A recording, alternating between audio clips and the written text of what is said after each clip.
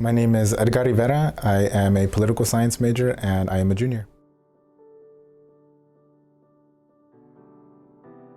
My decision to come to A&M was mostly related to my major. So I had to decide if I was going to stay closer to home and do engineering, or if I wanted to move away and major in political science.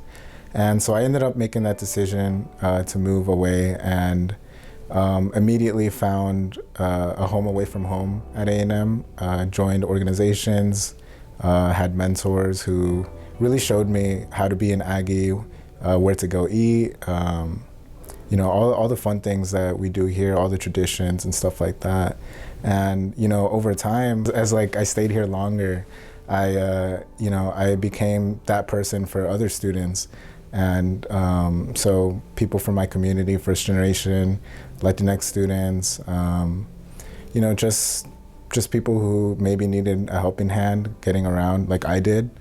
So really, ever since I came to A&M, I knew that, adjusting to a place, away from home, a place that you might have known all your life, could be difficult. And so I always thought that it's important that we have as many resources as possible. And the best resource is people. And so, my Aggie story has a long list of people who have helped me. And, ever since I came here, just wanted to give back.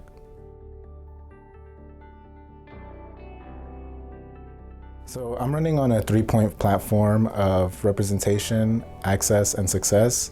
Essentially, throughout my time here at A&M, I've noticed some disadvantages or some struggles that affect people from my community. Like I said, first-generation students, people of color. And so my platform consists of just addressing these issues. So in terms of representation, having more representation through mental health resources, through faculty and staff, through physical pieces around campus, and also through access. I believe that Texas A&M has a wide array of resources that have helped me and that have helped other students in my community and communities all across campus. So really just making these resources as available as possible, because I know that for some, they may be stretched thin, they may be hard to find, and we just, I think that the university does do a good job of providing success resources for students, but we have to do more, and we have to make sure that our students are finding them.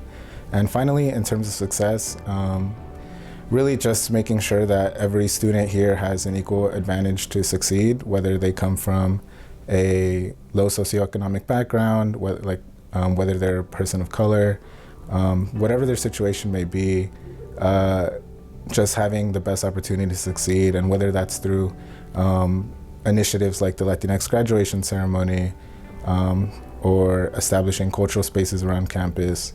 Those are all things that I advocate for all communities. And like I said, just making sure that everybody has equal opportunity to succeed at Texas A&M.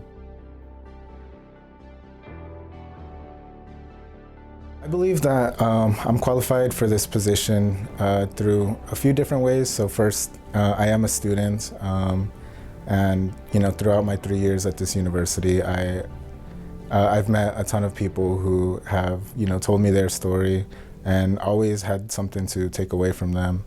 I've learned a lot as a student from my professors, faculty all around the university. Also, throughout my time here at Texas A&M, I have not only been involved in many different organizations, whether it's leadership, mentorship, but I've been an activist.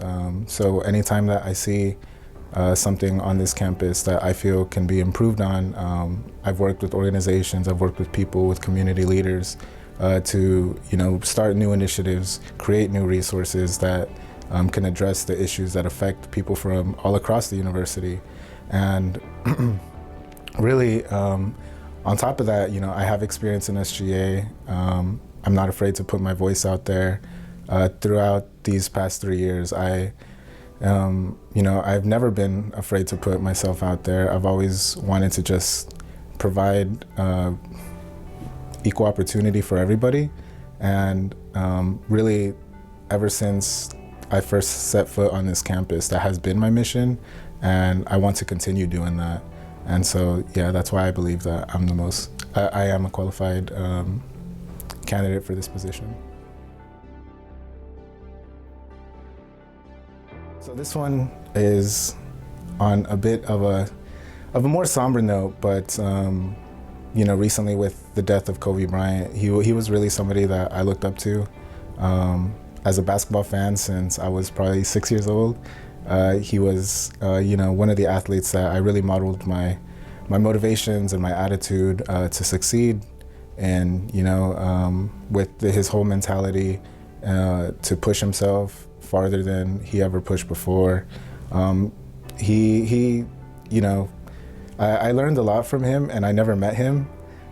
So, you know, if I had the opportunity to have dinner with anybody, I feel like, you know, he could teach me anything about almost everything. And so, really, you know, just having that opportunity with anybody, it would be Kobe Bryant.